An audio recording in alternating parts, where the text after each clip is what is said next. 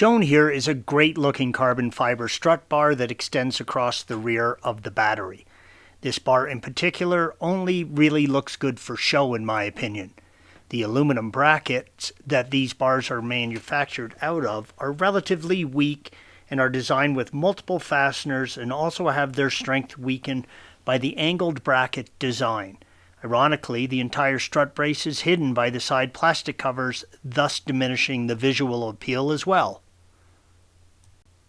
I included this photo of an E30 BMW M3 to illustrate what I feel a good strut brace should look like.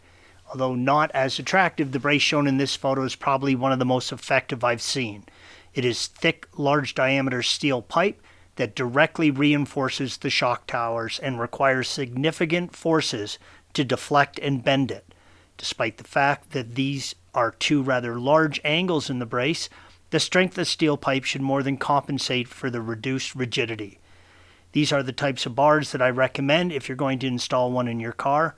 Unfortunately, the lack of room in the Boxster's front trunk made the installation of this style somewhat prohibitive. Thanks for watching. Be sure to subscribe to our channel and check out another video in this series.